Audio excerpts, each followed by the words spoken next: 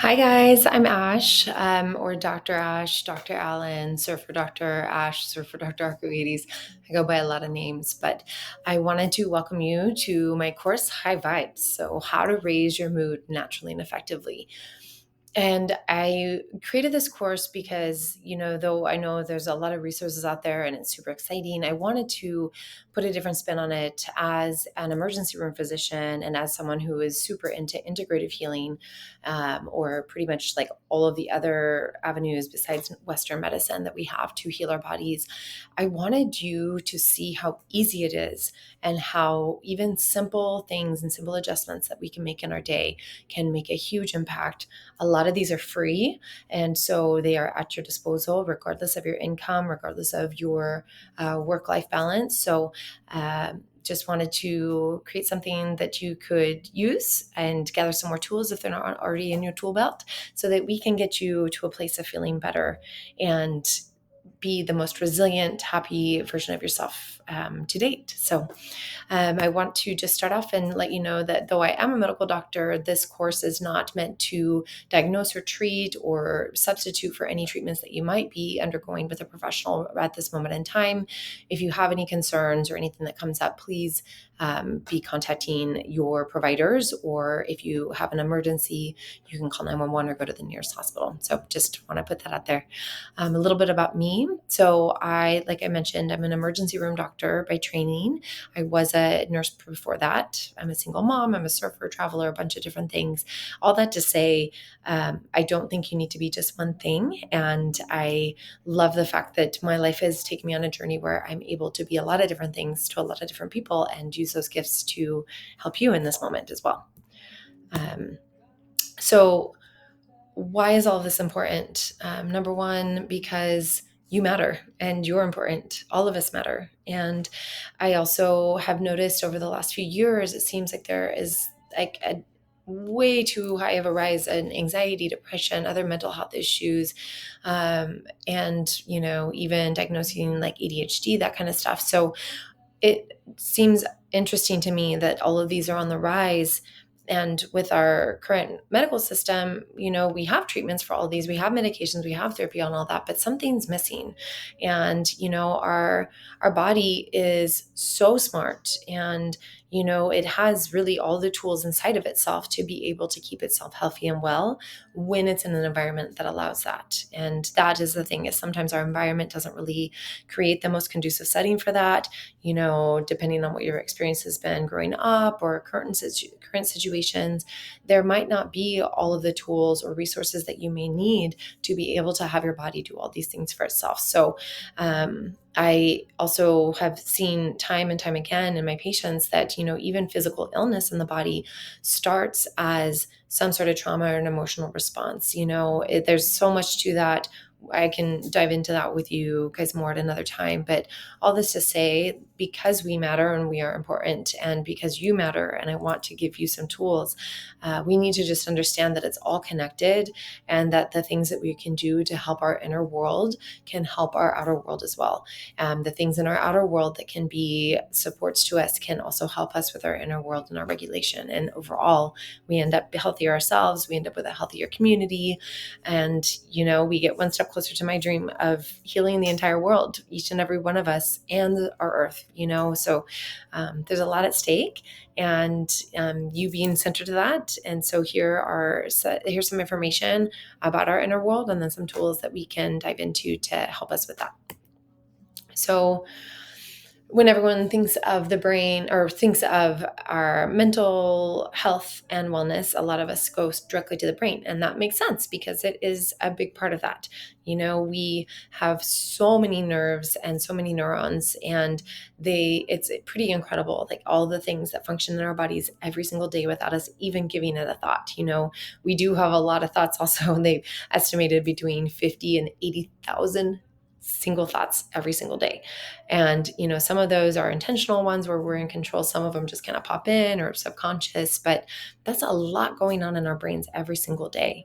And so, if all of that is going on, there's a lot of opportunity for things to get mixed up or wires crossed or that kind of thing. And so the just having an awareness of all that's going on in the background, I think is important. going along with that, we have different cascades and sequences that happen that are kind of our key controllers in our mood, our thought patterns, our overall well-being and mental health specifically.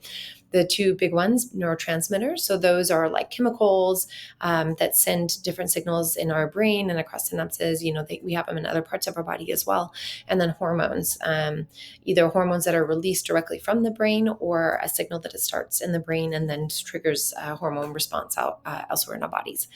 Okay, so the biggest ones when it comes to mood and regulation, the neurotransmitters that we often hear talked about are serotonin, dopamine, and norepinephrine. So serotonin is one of the biggest ones. It's when in good balance, it supports well-being and happiness. When it is depleted, that's when we start to feel feelings of depression, feeling down, low energy, that kind of thing. It's also a major target for a lot of the medications that are used for anxiety and depression. Dopamine is another really big one. That's our reward center of our brain is fueled on dopamine. Dopamine is also what's triggered by habits that make us feel good. Like some people really like to shop or travel, or when someone smokes cigarettes or nicotine or vape, it is triggering a dopamine response. Playing a game on your phone or scrolling on Instagram, those are all dopamine. They trigger the dopamine center in our brain, the reward center, to be functioning. So then when we don't have those things, or when our dopamine is depleted, it also can lead to feeling down and feeling more stressed. Norepinephrine is another one. It's one of our key neurotransmitters that's responsible in our fight or flight response, in our sympathetic nervous system. And it keeps us safe. It keeps us healthy. When it's in a good spot, it helps us to stay alert and energized. And can save us from danger if we actually need it to do so. But if it's over the top, it can also lead to anxiety. So those are the key neurotransmitters that are at play. And then you also have a couple hormones that come in a lot. So cortisol, you often hear people talking about cortisone or stress, or the stress hormone. That's usually what they're talking about. So that is actually produced by our adrenal glands. They're down just above our kidneys in our body. But the beginning of the response comes from our brain, from our hypothalamus and our pituitary. It's a long, complex thing. We won't get into all of that, but just to know that that's one of the cascades that is responsible for that. When cortisol is high, we have more stress and anxiety, and it also can deplete our serotonin or make our serotonin more lower than it should be. So it has a huge role to play in our overall mood and well-being. Oxytocin is another one that's released from the brain itself. That's called our love hormone. So it's tied, a lot of people think of it and as far as labor or birth, and then also with breastfeeding, it's released, but it's also released anytime that you have a loving experience, either, through something like sex or something as simple as a hug or a kiss, or even, a hug to yourself, that can release oxytocin. So, and then estrogen and testosterone also play a big role. Those are also made in other parts of our bodies and our sex organs primarily, but they are triggered by cascades that come from the brain and from signals that come from other parts of our body as well. So because we just talked about the brain and we talked about all of the different things that are going on there, and this is just skimming the surface of it, it also is really exciting to me that because we have the ability to control our thoughts, that we can actually control some of these cascades as well. There's been studies that have shown things like mindfulness or having positive thoughts can actually change your levels of serotonin, can change your levels of cortisol, can change your levels of oxytocin in your brains and in your body. So how exciting is that even something as simple as our mood can be, or as something as simple as a thought can control and change our mood. I find that to be super exciting.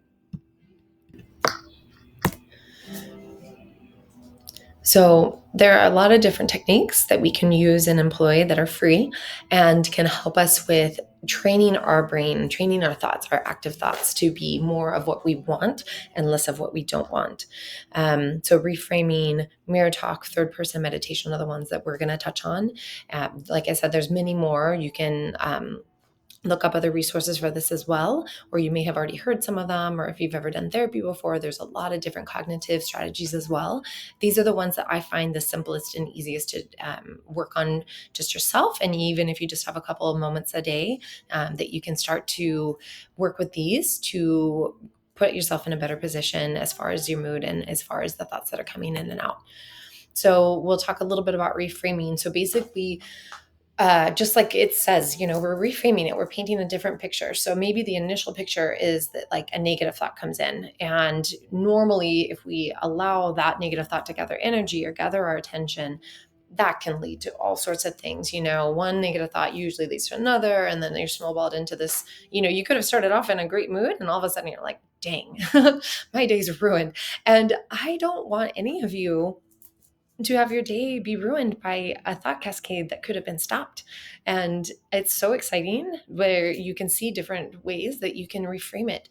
And it takes work, especially if this isn't what you're normally used to, but then it becomes something that's automatic. It becomes almost second nature. And so then the amount of negative thoughts that are even allowed to make it into something else are very low. So, these are some examples. You can read through those. So basically, if you are like, oh man, I really don't like this situation, you can reframe it to be like, this wouldn't be my first choice, but I'm learning something new. Or maybe I will gain something from this. Or this is an opportunity to express my boundaries and I can exit the situation, or I can let someone know how I'm feeling about this. So literally any situation, I can't say, let's go back. I can't say literally any situation. There are some situations that are unimaginably awful, and I would never wish that on anyone, and they can be out of our control. The majority of the time, we have a choice. We have the ability to operate, even if it's in a small thing. So, say you're in a job that you don't like, and you're kind of stuck there because you don't have another option right in front of you, and you need the money, whatever. You can still reframe your thoughts about that. Okay, this is just a stepping stone until I get to the next part. Or let me start to look for strategies that I can employ to cope with this better. Or who could I talk to about this situation that could be on my side or could help me get out of this? Or what other things could I be looking at on the side so that I can get out of this sooner? So even an unideal situation, all of a sudden, if you start brainstorming about it, you can find a bunch of different options that maybe you hadn't considered before. You just were like, oh, I'm stuck. It is very, very infrequent that we are completely stuck. And it might be that there's just like one little piece of a brick that it has a little wiggle room, and we just start chipping away at that. If any of you have seen Shawshank Redemption, they break themselves out of a prison, So that wasn't a gate that was open for them. They had to work at it. They had to diligently every day kind of chip away a little bit more and do it in secret. So just get creative with it. You can do ones that are more simple and easy to come to. I recommend starting with those, but then you can just start to tackle things that are a little bit more challenging for you as well and use the reframing technique. Other things that can be really helpful is mirror talk or talking in the third person. So if you, the majority of us have access to a mirror at some point in the day, or maybe look in it once or twice, some perhaps a little bit more. Use that as an opportunity to speak to yourself, to look at yourself with love and full acceptance, to look yourself in the eyes and say, hey, I love you. And even say your name. Hey, Ash, I love you. And you can also talk in the third person. There's a lot of athletes that use this for kind of hyping themselves up. Like, so you can not only say like, I got this, or like, I'm going to do great. You got this. Keep going. You're almost there. It's something about the way that hearing it from someone else, like that's why coaches are so good. And that's why, we really like to hear it from other people instead of just ourselves. But sometimes we got to give it to ourselves if we're not getting it from the outside world. So use your mirror. If you're not your mirror, you can even, I know there's like stigma around talking to yourself sometimes. People are like, oh, that person's interesting because they're talking to themselves. No, like that is such a strong technique for being able to get in your zone and hype yourself up when you don't have someone else doing it for you. So I invite you to practice and play around with that and see what sticks.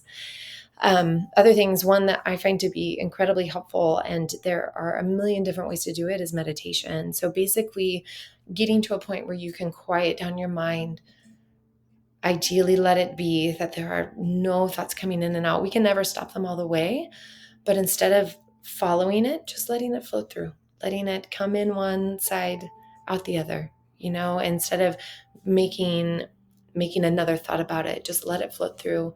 Eventually, as you do this, even if you only sit for a couple minutes in silence with eyes open or closed, just kind of a soft gaze if you have your eyes open, not really scan, you can scan the room, but the more still you can be, the better when you're starting out. And just see how it feels and what happens in your body with just taking even a few moments to slow down your breath, to slow down your movements, to not let any distraction pop up.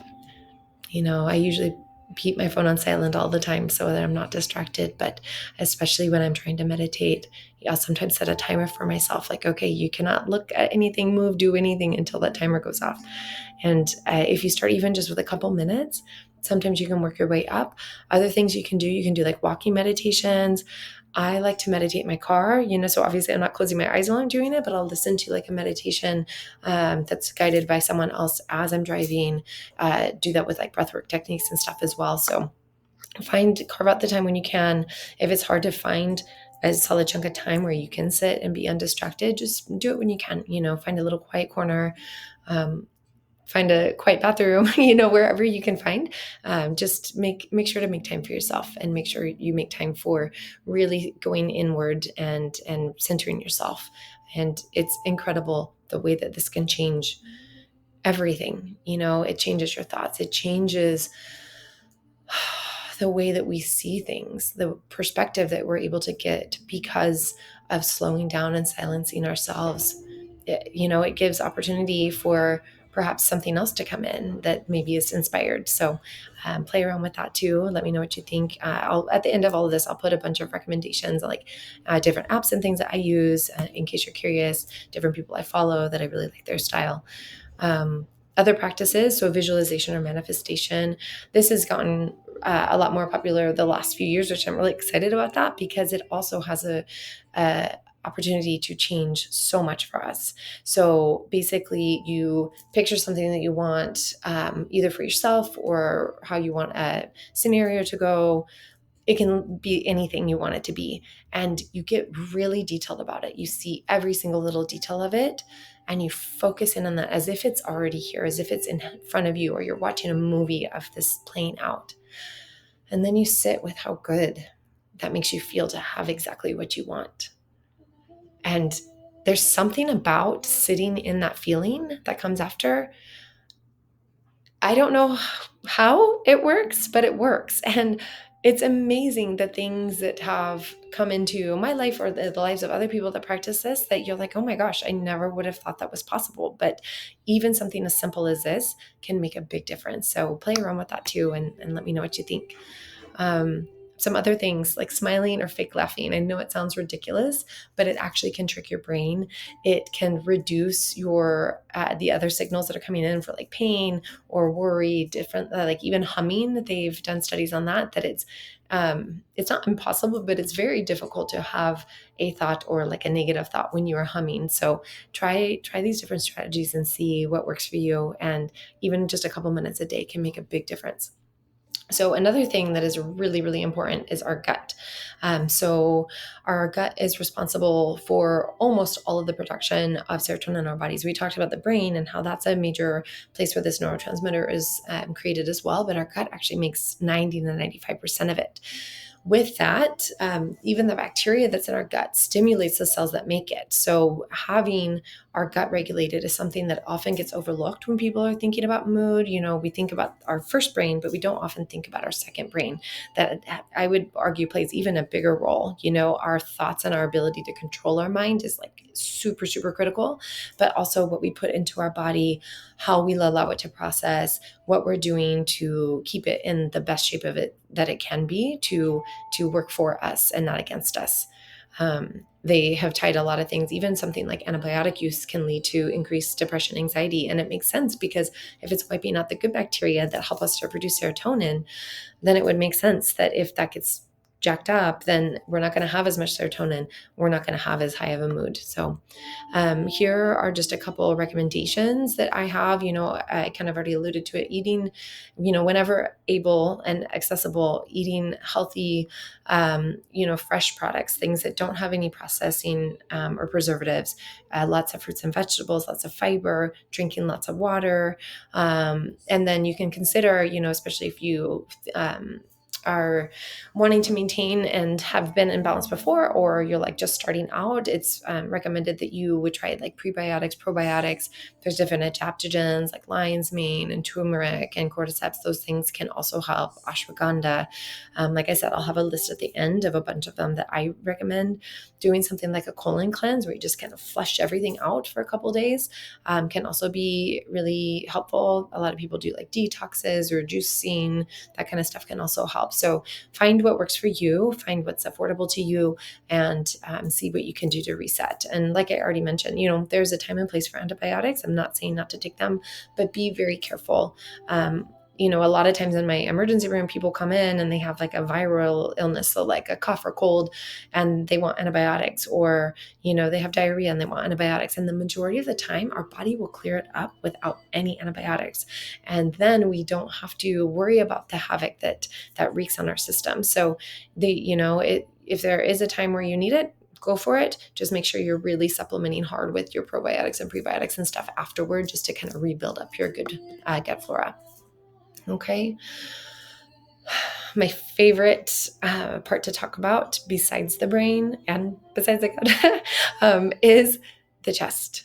So our chest, when someone's having like anxiety or a panic attack, a lot of times they feel like they're having a heart attack. Their chest gets really tight. It gets hard to breathe. That is really difficult feeling to go through life with. And, it makes sense that we feel it here because our lungs are thought to hold our grief. Our heart holds our emotions, our love especially, but also our sadness, our heartbreak. And so, especially in times where we're stressed or we're rushed, and even myself as I'm doing this and I'm excited, we forget to breathe deeply. And that, has a whole slew of end results for our body. Then we're not exchanging as much oxygen and carbon dioxide and other waste. We aren't stimulating our vagus nerve, which is stimulated when we take nice big deep breaths or when we hold our breath. Our vagus nerve is part of our parasympathetic, which is, we talked about the fight or flight, which is our sympathetic. The parasympathetic is the rest and digest, the slow down, you are safe. So the more that we can employ that part of our physiology, the calmer we can be at baseline, the more that we can get ourselves out of a stressful situation or a reel that comes, a loop that comes, that cascade that comes when we start to be stressed. I've even been able to breathe myself through a panic attack on an airplane in a bathroom before that kind of came out of nowhere. I'd never had one before, and it was kind of a trip, but because thank goodness I had my background with my meditation and my mindfulness, that I was like, oh, and with my medical background, oh, I think I know what this is. I know what I need to do. And so one of the biggest things for this, like I mentioned here on the slide, is breath work. So that can be anything from just really being mindful, once an hour, taking 10 deep breaths.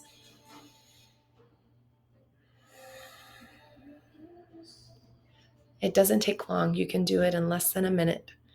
And even, set a timer to get up and move around and to take some deep breaths throughout the day. And you'll be amazed at how even just little changes like that can really help out your body, help out your mind, help out your mood. If you want to get deeper into it, you can do some other breath techniques. So here's some that are fairly simple to do and more straightforward. There's so many of them.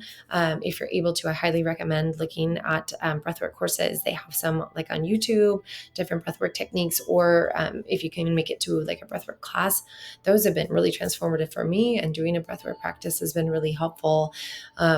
You can do it on your own as well. Like I said, some that are really straightforward is the box breathing. That's one where you breathe in for a certain amount of seconds, you hold it, you breathe out, and then you hold it again. And then you just keep going in a square. And if you visualize the square as you're doing the breath, that can be really helpful as well. The other thing you can do is every time you do this, you can extend it. Maybe you start with a couple seconds and then you work your way up to doing more like 8 seconds or 10 seconds for each side of the square. Breath of fire is another one that's kind of fun, where you kind of like pant like a dog, like where you're going really quickly in and out from your lower belly, and more focusing on forcing out the exhale. And then the inhale just kind of works on its own. And then at the end, you kind of tighten everything up and hold your breath. And then you can repeat that cycle a few times. Diaphragmatic breathing is also really good, not only because it's helping expand our diaphragm, which is also a big muscle and needs a workout too. So if it's not getting it with exercise, you can still do it with breath work. And then diaphragm is also connected to our vagus nerve and our phrenic nerve. So then we are able to hold in our breath and stimulate those nerves that are tied to our parasympathetic. And so the diaphragmatic breathing, so what you'll do is you inhale into your belly, and then you sip it into your chest. And then on the exhale, you just let it kind of fall out. And you do that. You do it over and over for about 22, 25 times. And then when you are done, you take a nice big deep breath in. Hold it at the top if you can. You don't have to hold it for long. See how long you can go. It's pretty amazing how long you can hold it for. And then exhale it out. And then same thing, hold it at the end. And that you do that cycle 3 times. You can take a pause in between, catch your breath, but it's incredible how it can work almost immediately to calm down your system. You can sometimes, when you're starting breath work, get like little tingling sensations or feel a little lightheaded. It is safe to do. Your body knows when to stop, and it will give you signals to slow down sometimes too. You can get a little cramping in your hands as well. All of this is safe. It's not harmful, and will resolve with normal breathing again. Okay. I'm not a breathwork instructor. I highly recommend, if you're going to dive further into it, that you do it with a guide who is formally trained and can walk you through the techniques, also explain it a little bit better, and be there with you when you're doing it for your first time. So there's that. Another part of our inner world is our skin, which, is kind of our bridge to the outer world, I guess you could say. So our skin is our biggest organ. It protects us from so much. It's our barrier that keeps us from just turning into a big sponge, but it also absorbs a lot. So being very careful what we put on our skin is highly, highly important.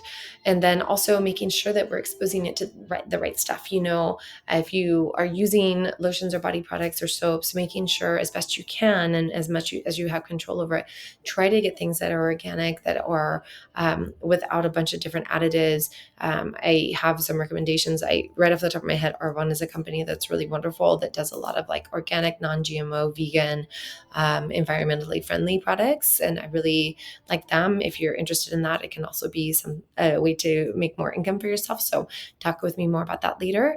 And then also just getting sunlight. You don't have to lather up with a bunch of sunscreen or wear a hat. I'm not asking you to stay outside in the sun all day, because we know that too much sun can also be harmful for our health.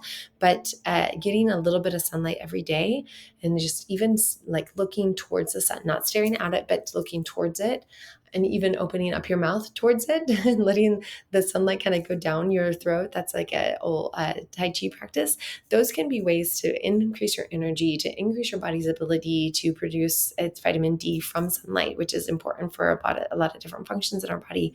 And also melanin is something that all of us have. Obviously darker skinned people have more of it at their easily at their disposal, but we all have the ability to create it. So having more of that actually works as a protectant against the sun, and over time can help us with like long-term sun exposure. So here's a little bit, just be careful what you're putting on your skin. Try to get some sunlight. If you can get filters for your sinks and showers to get rid of like the harsh minerals and the different things that the chlorine and all the other stuff that's added to our water supplies a lot of the time to keep it drinkable. Just be careful with what you can control, and the other things, just try to reduce your exposures when you can. So movement. Obviously, the more you can do, it's not like, do it all day, and it's like more is more. There is, a limit on how much our bodies can handle, but movement is really critical. It is found that, we're exercising for 150 minutes a week, or, if you break that down, it's like 30 minutes 5 times a week, can be really helpful. It actually is helpful in preventing cardiovascular or heart issues and blood pressure issues. It also can help keep diabetes under control or prevent it from happening in the first place. And so it's really, really critical. If you cannot do it if for some reason time is not at your disposal at this moment in time, you can break it up into smaller segments, or just, do what you can. Take the stairs when you can, walk a little bit further if you can. If you have aches or pains in your body that make that a little bit difficult, swimming is one that's really good, or yoga. The kind of movement doesn't matter. It's just about moving your body. If you can get your heart rate up a little bit, if it's safe to do so, get your breathing a little bit faster if it's safe to do so. Those are also things. And like, start slow, start with the guidance of your providers as well.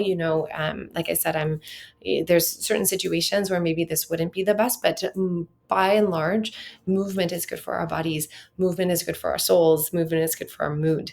Our muscles actually release endorphins that help with our mood. So when you're doing weight exercises, or even body weight exercises, that can help boost your mood right away. And exercising or doing weight activities is the same as taking an antidepressant. So these are tools that are free, that are at your disposal, that you could be using to help you be in a better mood. And it doesn't mean spending a bunch of money at the gym. You can, I like to go on walks out at the beach a lot of the time too. So just use what you can, and find resources in your community. There's a lot of free classes that are going on, or a lot of discount classes. So there's a lot of there's a lot of people on Instagram that do workout videos that you can follow.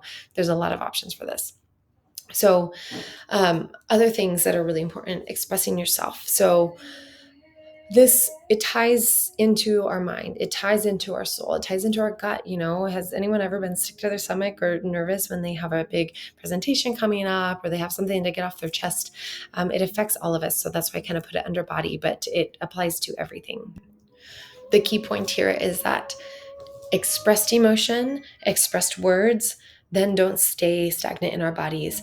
The less stress, the less emotion and the less trauma that we have stored in our bodies, or quieted by our voice because we don't feel safe to release them out, or we don't feel safe to express them, that can lead down the line to problems and disease in our bodies. Okay, so it is critically important that you find ways to express yourself. Everyone is different, what works for them. Some people like to write, some people like to talk story or share it with other people. Some like to do comedy, some like to just scream to themselves in the car. Whatever it is, get it out, and either find a safe friend or family member, find a trusted therapist, find your mirror. It doesn't, that who it is doesn't matter. It can be by yourself, or it can be with someone else, but find ways to express yourself, and get the more that you get out, the less gets trapped inside and can cause havoc in our bodies. And I promise, even though it might bring some stuff up that doesn't feel good and you got to work through and process through, eventually you'll feel so much better having that out instead of holding on to it inside. So we're going to shift to talking about the outer world. This one I won't spend as much time on, because a lot of it you may already know about, or it kind of is a little more self-explanatory. As far as options in the outer world for regulating our mood and our health, there's so many. Essentially, everything that our ancestors and the indigenous have done all over the world, and still do in a lot of parts that are more untouched by technology and industry. There's a reason that these people groups are healthier. They are more connected with the land. They are more connected with community. They are more connected with themselves a lot of the time. They're more connected with a sense of an a greater life force, whether you ascribe that to a religion or you call it God or the universe or source. The titles don't matter, but having that connection with our outer world can be imperative. Getting out of nature as much as you possibly can, I highly recommend. This isn't always an option if you live in an urban environment, but there usually should be parks. If there's not one close to you, find what you can. If you can find even just a little piece of grass that is tolerable to stand on, go barefoot. As bare and grounding, is just a fancy way of saying being barefoot and saying the same thing that, like I said, people have known for millennia. This isn't anything new. The studies show that 20 minutes of doing this a day can be helpful in reducing anxiety, depression, helping with blood pressure issues and heart health, helping with better sleep, better improved mood overall. There's a bunch of other benefits from it as well that I'm not remembering off the top of my head. But even if you can only do it for a couple minutes, just go. Just get barefoot. Or if you don't want to put your feet in the soil, touch your hands to it or lay down on it, whatever feels comfortable for you. The more you can do of it, the better. Okay. Water's the same thing. It helps, it's such a good grounder for getting rid of excess energy. Both the grounding and the water can do this. So taking a bath or shower, jumping in the ocean or a river or lake, going swimming, anything can help. Even sometimes what I'll do, if I'm feeling particularly stressed when I'm washing my hands in the bathroom, I'll let it just the water run over my hands for a few more moments. Or you can even stick your hands in a bowl of water. There's so many different ways to do this as well. Cold exposure is another one that's been linked to a lot of health benefits, and there's more and more studies coming out. The ones that have gotten a lot of attention is something like cold plunge, which can skyrocket your dopamine, your norepinephrine, and your serotonin. So, the benefits are obvious when it comes to mood and overall well-being, but it doesn't have to be at a fancy place in a cold plunge like bath. You can be even just turning your shower to cold right before you get out and trying to sit with that for a couple minutes. It can be going outside in the cold air. Literally anything that's giving you that little rush can be helpful. And being careful, obviously, that you're not doing it for too long and giving yourself hypothermia should be, known, but also stated. And then, like we already talked about, sun and healthy light, like infrared light or low lights. Try to stay away from fluorescent lights as best you can. Sometimes it's unavoidable, but just do your best. And other things that I find that are really helpful, sound. So anything from the music we listen to, being more intentional about it with like sound baths have becoming more and more popular, thankfully, where there's like sound bowls such as this one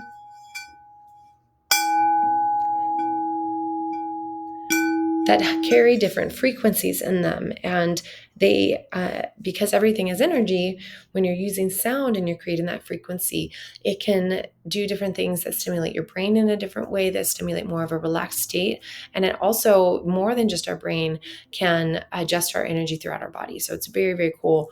We'll get into more of that on in another course probably at some point. But listening to frequencies, there's a lot of talk and gaining popularity on like solfeggio frequencies and frequency healing. So even if you're, I don't know about all of that, just check it out, see what you think. There's different apps, like Meditative Mind is one that I really like, that has a free YouTube channel that you can check out and listen to some of theirs. They even have sleep meditations that sometimes I'll put on, even when I'm just taking a quick nap or when I'm going to bed.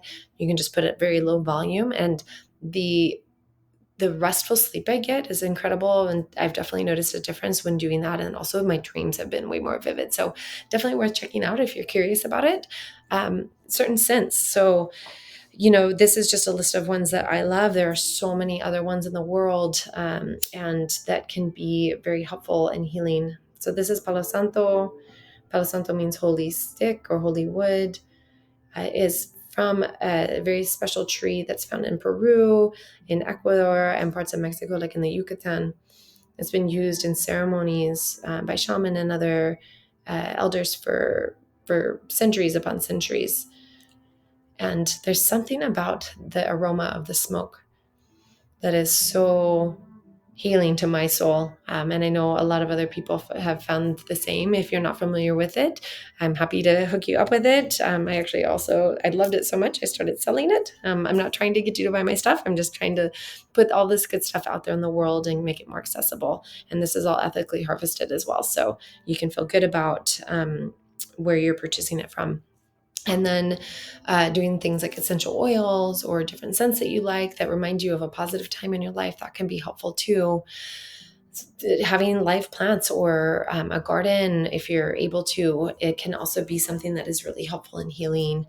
Community, I think when you are surrounding yourself with the right people that help you to feel good about yourself, that help you to elevate yourself, that help you to feel challenged in the good ways, where it's stimulating your growth and not challenged in the ways that are making you feel bad about yourself.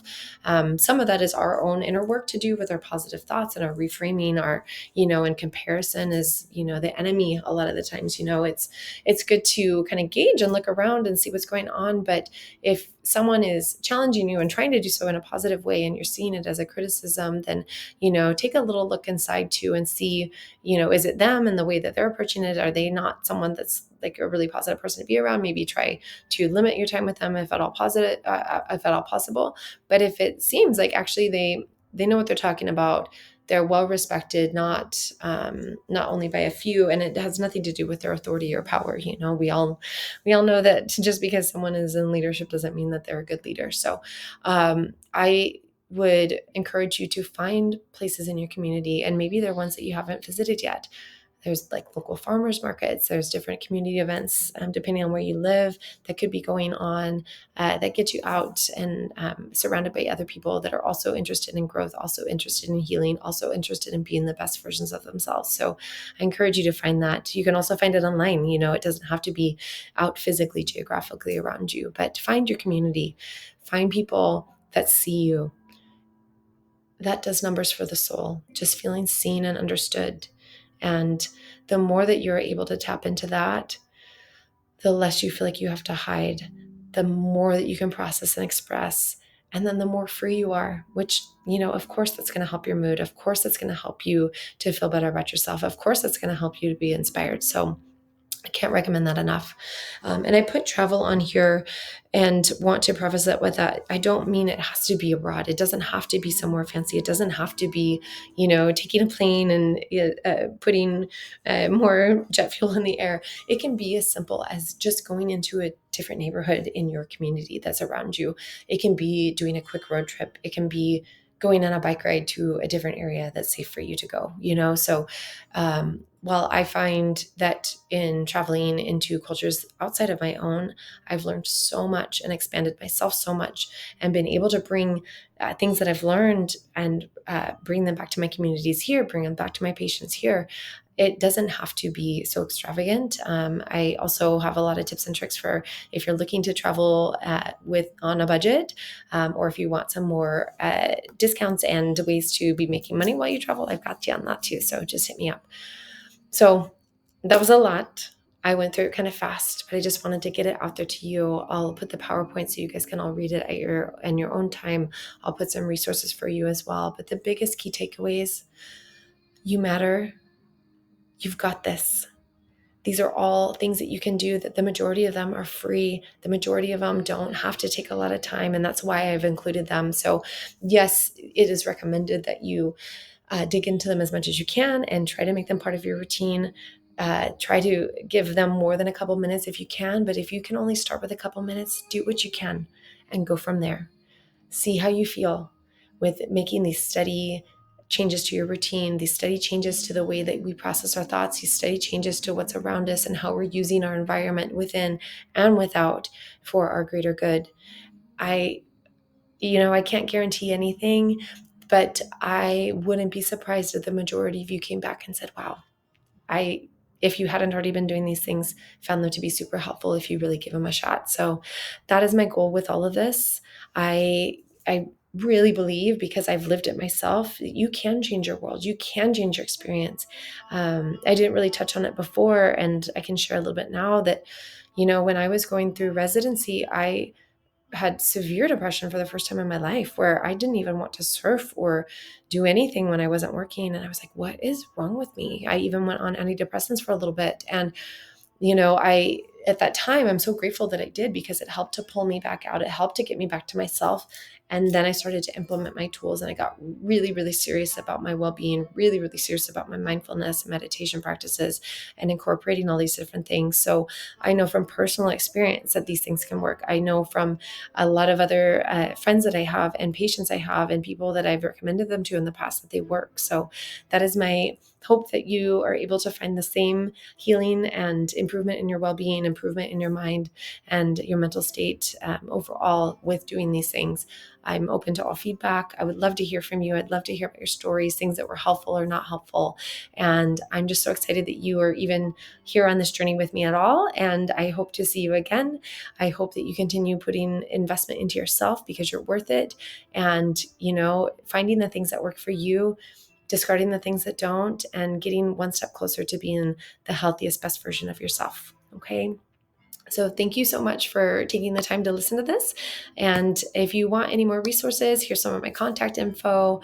Whatever avenue you found me through, you can find me through that again. Here's my primary Instagram, my email address, and a couple of my other sites. So Rise Healing is my integrative healing center that is currently just mobile, but will be soon in a building. El Colibri Imports is my company that sells Palo Santo, Sage Smudge Kits, wall art, hopefully eventually expanding to be able to support more artists around the world, to be able to give them a greater audience as well, and to give more financial abundance back to them. And then El Cenote Via Tulum is a place that I am so lucky to have in Tulum. So if you're ever looking for a getaway, Tulum is an amazing place. There's a lot of amazing places around the world.